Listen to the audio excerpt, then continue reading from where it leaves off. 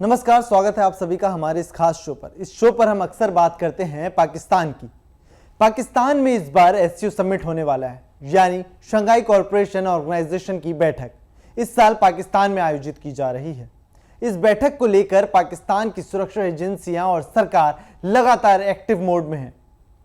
पाकिस्तान की सुरक्षा एजेंसियां इतनी डरी हुई है कि उन्होंने 5 दिनों तक इस्लामाबाद और रावलपिंडी जैसे प्रमुख शहरों में सभी गतिविधियों पर पाबंदियां लगा दी है।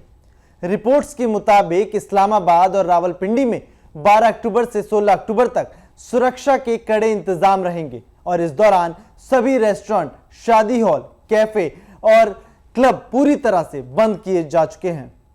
इतना ही नहीं, दोनों शहरों में अलग अलग इलाकों के पुलिस अधिकारी सभी प्रतिष्ठान मालिकों से गारंटी बॉन्ड भरवाएंगे कि उनके प्रतिष्ठान 5 दिनों तक बंद रहेंगे।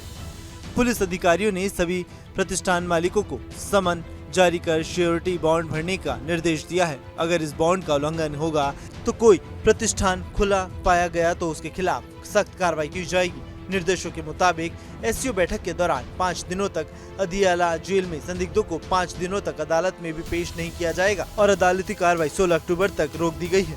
अतिरिक्त सुरक्षा के लिए पूरे शहर में बहुमंजिला इमारतों की छत पर कमांडो और स्नाइपर शूटर तैनात किए गए हैं। पाकिस्तानी मीडिया की रिपोर्ट्स के मुताबिक नूर खान चकाला एयरबेस के आसपास 3 किलोमीटर के दायरे में कबूतर उड़ाने और पतंग उड़ाने पर भी पाबंदी लगा दी गई है।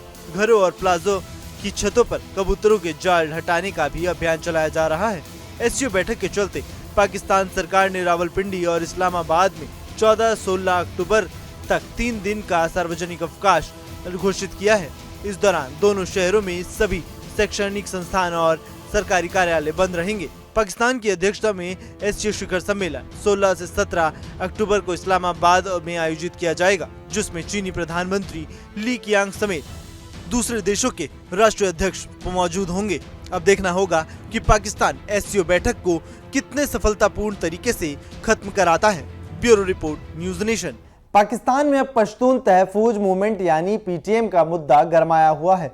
पाकिस्तान सरकार के गले में फांस की तरह पीटीएम की बैठक है और इस बैठक को रोकने के लिए पाकिस्तान की सरकार हर तरह के हथकंडे अपना चुकी है, लेकिन उसके बावजूद भी पीटीएम की बैठक शुरू हो चुकी है। इस बैठक से पहले पीटीएम काउंसलिंग की तैयारी में जुटे कार्यकर्ताओं के साथ पाकिस्तानी पुलिस का हिंसक टकराव भी देखने को मिला, जिसमें 3 पीटीएम कार्यकर्ताओं के मारे जाने की खबर है। हालात इतने ज्यादा बिगड़ गए कि पाकिस्तानी सरकार को पीटीएम बैठक करने की मंजूरी देनी पड़ी। कल बैठक के पहले दिन ही हजारों लोग पहुंचे, जिसे देखकर पाकिस्तान की शहबाज सरकार में खलबली मची है। बैठक के दौरान पख्तूनख्वा के लोगों की अनदेखी के लिए पाकिस्तान सरकार को जिम्मेदार ठहराया गया। पश्तून तहफूज मूवमेंट यानी पीटीएम खैबर पख्तूनख्वा में एक्टिव है। इसका गठन 2014 में हुआ था। ये संगठन पश्तूनों के हितों के लिए आवाज उठाती है। इस इलाके में पीटीएम को बड़े पैमाने पर जन समर्थन मिलता है, जिसके डर से पाकिस्तान सरकार ने उस पर प्रतिबंध लगाया हुआ है। सरकार का आरोप है कि पीटीएम तालिबानी आतंकियों को मदद करता है। हालांकि पीटीएम ने इन आरोपों को खारिज किया। सरकार खैबर पख्तूनख्वा में पीटीएम को बैठक नहीं करने देना चाहती थी, लेकिन भीड़ और पीटीएम कार्यकर्ताओं की भीड़ को देखकर पाक सरकार और पुलिस बेबस हो गई। बैठक की इजाजत इस शर्त पर दी गई कि बैठक में सरकार विरोधी नारेबाजी नहीं की जाएगी। दरअसल पीटीएम पे खैबर पख्तूनख्वा प्रांत के हितों की बात करता है, जिसको लंबे समय से सरकार ने नजरअंदाज किया। पीटीएम की कई कार्यक्रमों में पाक विरोधी गतिविधियां भी देखी गई। पख्तूनख्वा प्रांत के प्रशासन ने पहले ही कहा था कि हमारे लिए क्षेत्र की शांति सबसे जरूरी है।